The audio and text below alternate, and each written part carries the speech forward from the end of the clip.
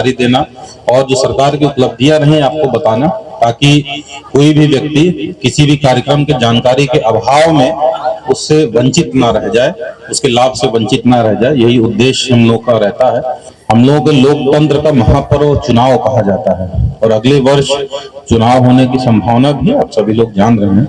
उसी की तैयारी के क्रम में मतदाता सूची से संबंधित पुनरीक्षण कार्यक्रम चल रहा है, विशेष संख्यक पुनरीक्षण कार्यक्रम चल रहा है और ये कार्यक्रम एक अभियान के रूप में चलता है। इसमें अभियान के रूप में सभी लोगों का जिनका नाम छूटा हुआ है, जो मतदाता बनने लायक हैं, अभियान चला के उनका नाम जोड़ा जाता है। किसी व्यक्ति का नाम अगर विलोपित किया जाना है, अर्थात अगर किसी व्यक्ति की मृत्यु हो गई है या वहां यहाँ से शिफ्ट होकर दूसरी जगह चले गए हैं, तो यहाँ की मतदाता सूची से उनका नाम विलोपित किया जाएगा, डिलीट किया जाएगा। उसको अभियान के तहत किया जाता है। और जो अभी अभियान चल रहा है, ये 26 अक्टूबर से या 27 से 26 अक्टूबर को शुरू हुआ था और ये 9 दिसंबर तक दावा आपत्तियां ली जाएंगी। पंचायतों के द्वारा स्वच्छता कार्यक्रम चलाया जा रहा है और इस कार्यक्रम के तहत प्रत्येक परिवार को 2 डस्टबिन दिया जा रहा है और एक हरे रंग का, एक नीले रंग का, एक में गीला कचरा रखने के लिए, एक में सूखा कचरा रखने के लिए।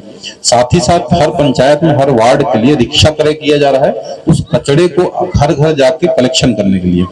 इसके अलावा स्वच्छता कर्मी बहाल किए गए हैं और इस कार्यक्रम को चलना ऐसे है कि डस्टबिन में उम्मीद की जाती है कि आप लोग कचरे को डस्टबिन में रखेंगे और प्रत्येक दिन हमारे स्वच्छता कर्मी रिक्शा लेके हर वार्ड से कचरा कलेक्ट करेंगे आपके यहाँ से और पंचायत में जो WPU बन रहा है, वेस्ट प्रोसेसिंग यूनिट, वहां पे लाएंगे। जो जिस कचरे से खाद बनाई जा सकती है उसको डिकम्पोज करके कंपोस्टिंग के माध्यम से उसमें खाद बना लेंगे उसको, और जिससे जो प्लास्टिक या अन्य कचरा है जो रिसाइकल हो सकता है उसको रिसाइकलिंग के लिए बेच देंगे। तो इससे आपके पंचायत के कचरे का पूरा संपूर्ण निस्तारण होगा। अब इस स्कीम को मुझे बहुत दुख के साथ कहना पड़ रहा है कि बहुत हल्के में सब लोग ले लिए, इतना हल्के में ले लिए हैं, इसका प्रभावशाली ढंग से क्रियान्वयन ही नहीं हो रहा है। अब ये स्कीम योजना लाई क्यों गई थी, ये समझिए कि प्लास्टिक का कचरा और इलेक्ट्रॉनिक कचरा जो होता है, चाहे ग्लास हो गया, बल्ब, ट्यूबलाइट, बैटरी, ये सब जितना है, ये सब कचरा कैंसर जैसी गंभीर बीमारियां पैदा करता है। कि हम सबको समझने की जरूरत है इस बात को। ये सरकार अपने लिए योजना नहीं लाई है, आप ही के लाभ के लिए है। इतनी गंभीर बड़ी बड़ी बीमारियां होती हैं, इसीलिए कार्यक्रम लाया गया था। पहले इस कार्यक्रम को अगले के अगले साल तक क्रियान्वित कराना था, लेकिन अभी चूंकि इस कचरे, इतना ज्यादा प्लास्टिक का कचरा, इतना ज्यादा ट्यूबलाइट टूट रही, बल्ब टूट रहा, बैटरी, ये वेस्ट इतना ज्यादा होने लगा है कि अब सरकार के द्वारा कहा गया नहीं, पहले नहीं, इसको इसी मार्च में शुरू कर देना है, क्योंकि जितना विलंब करेंगे पंचायतों में उतना ही ये कचरा इकट्ठा हो जाएगा और उतनी ही बीमारी फैला देगा। और इसमें समझ ले, कभी सड़ता गलता नहीं है ये प्लास्टिक, कांच कभी सड़ के खाद बन जाएगा, कभी नहीं बन रहा। एक बार की आपकी खाद्य सामग्री वाला कचरा फेंक दीजिएगा, भले सड़ के खाद बन जाए, लेकिन जो प्लास्टिक है, कांच है, वहीं वहीं पड़ा रहता है। आप खेती करिएगा उसमें मिलेगा, पानी में चला जाएगा, उसके माध्यम से सेवन करिएगा। कैंसर जैसी बीमारियां होती हैं। कुछ अभी हालांकि बहुत इस पर रिसर्च कंप्लीट, लेकिन कुछ लोग कहते हैं कि जेनेटिक चेंजेस भी आने लगते हैं इन सबसे। इतनी खतरनाक ये इसमें कंपाउंड होता है, तो ये बहुत ही ज्यादा खतरनाक है। तीसरा, मैं प्रमुख सामाजिक मुद्दे की बात करूंगा शराबबंदी के संबंध में।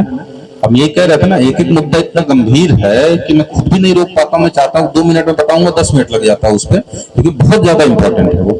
अब मैं कोशिश करूंगा कि 10 मिनट में चीजों को रैप अप कर दें। आप लोग बहुत ध्यान से, बहुत समय से सुन रहे हैं। तो शराबबंदी में बहुत अच्छा हमारे शिक्षक थे, बहुत अच्छा गीत भी सुनाया नशे के बारे में।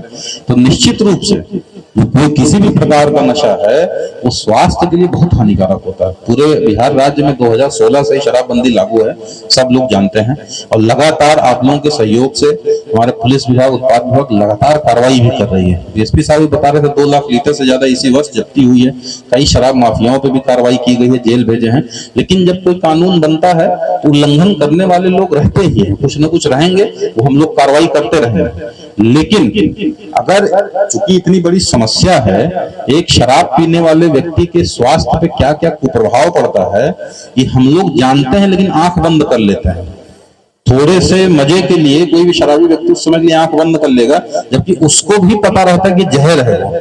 जो पी रहा है उसका लिवर और अन्य अंग खराब हो रहे हैं, उसको भी पता है। लेकिन वो व्यक्ति थोड़ी देर के लिए, थोड़े नशे में मजा ले लेंगे, उसी उतने देर के लिए, मजे के लिए, एक दिन के, उस चीज को भूल जाता है। ये हम लोगों ने देखा है कई बार, बहुत शराबी व्यक्तियों का कुछ लीवर वगैरह प्रॉब्लम है, डॉक्टर साहब ने बताया अब एक घूंट भी लिए तो जानलेवा हो जाएगी, तब वो छोड़ देंगे वो, और छोड़ेंगे लेकिन कितना दिन तक, पूरा परमानेंट नहीं छोड़ते हैं। जहां कुछ सुधार हुआ, जहां दवा बंद हुई, अब जहां ये स्थिति की जानलेवा थी, उस समय उनका दिमाग कर रहा था नहीं छोड़ना छोड़ना, 3-4 महीना बाद लगा कि दवा बंद हो गई, डॉक्टर कहने अब सुधार हो गया है, फिर चालू कर देंगे।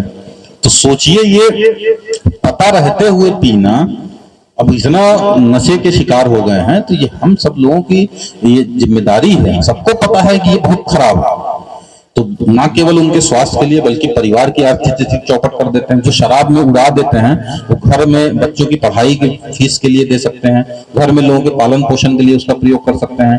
जो शराबी व्यक्ति होते हैं माताओं बहनों के साथ घर में जाके मारपीट करते हैं, उनका पैसा और जेवरात भी छीन लेते हैं। हमारी बहुत जीविका दीदियों ने, हम लोगों ने इंटरेक्शन भी किया था, बहुत पॉजिटिव अनुभव रहा कि पहले उनके साथ होता था, बाद में सब बंद हुआ, घर में आर्थिक स्थिति सुधर गई। इतना नुकसान करता है ये, जब बताते हैं किसी को हाँ ये नुकसानदायक है, तब वो व्यक्ति थोड़े दिन तक छोड़ता है और फिर भूल के फिर उसी नशे में हो जाता है। तो ये समझ लीजिए कोई भी नशे का शिकार व्यक्ति होता है, उसके मन में अंतर्द्वंद चलता ही है कि एक तरफ पी रहे हैं बहुत नुकसान हो रहा है, और जब कोई बताता है बहुत नुकसान हो रहा है तो कोशिश करता है कल से कम पिएंगे, लेकिन जो है हो नहीं पाता। तो इसकी आवश्यकता है कि समस्या का सामाजिक स्तर पे भी समाधान किया जाए। अगला जो बात करूंगा मैं जल जीवन हरियाली अभियान के बारे में। जल संकट के बारे में सब लोग जानते हैं, ये मैं पहले भी अभी गर्मी के मौसम में जब पानी का जलस्तर कम हो रहा था, शहरी क्षेत्रों में आपको बता दें, हमारे मीडिया के भाई लोग जान रहे होंगे, और भी लोग जान रहे होंगे, नगर निगम क्षेत्र में पानी का जलस्तर नीचे का भूगर्भ जलस्तर इतना नीचे चला गया था कि टैंकर से हम लोग को पानी देना पड़ रहा था। ये कभी सोचे थे हम लोग कि बिहार यूपी इन सब में टैंकर से पानी देंगे? ये सब तो रेगिस्तानी एरिया की बात है। अब लेकिन हम लोग यहाँ टैंकर से देने पर टैंकर जाता था, लाइन लग जाती थी वहां पे, और कभी कभी हम लोग जब पूछते बता रहे हैं 2 किलोमीटर से लेने आ रहे हैं, और टैंकर हम लोग बढ़ा रहे तब भी हो रहा था। तो कितना किल्लत इसमें हुआ। तो जल संकट जो हम लोग, जो कि मरुस्थल रेगिस्तान एरिया की समस्या थी, बाकी हम लोग चर्चा करते थे, किताबें उसमें पढ़ते थे कि जल संकट होने वाला है, जलवायु परिवर्तन होगा, जल संकट होगा, तृतीय विश्व युद्ध पानी के ऊपर होगा, ये सब चर्चा करते थे। वो दिखने लगा, इस साल हमको दिखा, जब अभी ये समस्या हो रही थी तभी मैंने सोचा था कि हम लोग जाएंगे गांव-गांव जाके प्रयास करेंगे कि जल संकट के बारे में लोगों को जागरूक करें। उसी समय हमारे दिमाग में चल रहा था, ये अवसर अब मिला है, जनसंवाद के माध्यम से हम जगह जाके बोल भी रहे लोगों से कि जल संकट अब कागजी काम नहीं रह गया है, कागज की चर्चा का विषय नहीं है, ये वास्तविकता से हम लोग के जो पानी का, इसमें तो मधुबनी में तो जलस्तर ऊपर रहता था, यहाँ भी दिखने लगा है। और केवल शहरी क्षेत्र में नहीं, मुझे पूरा विश्वास है ग्रामीण क्षेत्रों में भी, यहाँ भी कुछ जगह पानी का जलस्तर नीचे गया होगा, गर्मी में चापाकल बंद हुआ होगा। तो ये समाधान के लिए सरकार के द्वारा 2019 से जल जीवन हरियाली अभियान चलाया जा रहा है।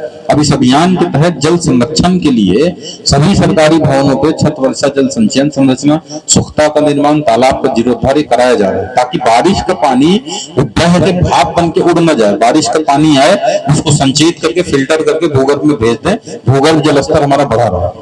लेकिन ये पूरी तरीके से सभी सफल होगा जल जीवन हरियाली अभियान के अंतर्गत 11वां कंपोनेंट है जन जागरूकता। अब उसके तहत यही अपील करना है आप लोगों से कि पानी का ये संकट तभी खत्म होगा जब हम सब लोग इसमें लगेंगे। पहला तो हम लोग योगदान करना है, जो भी व्यक्ति आर्थिक रूप से सक्षम है वो अपने घरों पे छत वर्षा जल संचयन संरचना का निर्माण कराएं, स्वच्छता का निर्माण कराएं, ताकि जो केवल सरकारी भवनों पर गिरने वाला पानी भूगर्भ न जाए, बल्कि जितने भी घर हैं कहीं भी पानी बह रहा है, हर व्यक्ति का निजी चापाकल का भी पानी जो बह रहा है सब फिल्टर करके हम लोग भूगर्भ में भेजेंगे, तब भूगर्भ जल स्तर बढ़ेगा, वो सुरक्षित रहेगा। बारिश के समय पे भी, गर्मी के समय पे भी वो नीचे नहीं जाएगा, चापाकल बंद नहीं होगा। तो हम लोग को सबको ये करना होगा जो सक्षम है। हम लोग बाथरूम बनवाते हैं, घर में किचन बनवाते हैं, बेडरूम बनवाते हैं, सब कुछ करते हैं, घर को बहुत सजाते भी अंदर से, लेकिन ये छोटा सा चीज और करवा लेंगे, इससे बड़ा योगदान आपका कुछ नहीं होगा। आपके भविष्य में भावी पीढ़ियों के लिए ये हम लोग मरुस्थल बना के उनको नहीं देंगे, लोग ऐसा उनको देंगे जलस्तर कि पानी से भरपूर रहे, पानी दिक्कत ना हो। दूसरा प्रमुख हम लोग अपनी आदतों में सुधार लाना होगा, जो योगदान करना है, पानी की बर्बाद करने की जो प्रवृत्ति हम लोग की आदत है उसको सुधारना है। लास्ट में कार्यक्रम के बारे में बात करूंगा, बहुत ही महत्वपूर्ण है। वो हमारे 7 निश्चय योजना के तहत 3 प्रमुख कार्यक्रम युवाओं के लिए चल रहे हैं। बिहार स्टूडेंट क्रेडिट कार्ड योजना, कुशल युवा प्रोग्राम, स्वयं सहायता भत्ता योजना। मैं बहुत अनुरोध करूंगा ध्यान से सुन लें, बस 2 मिनट समय और लगेगा।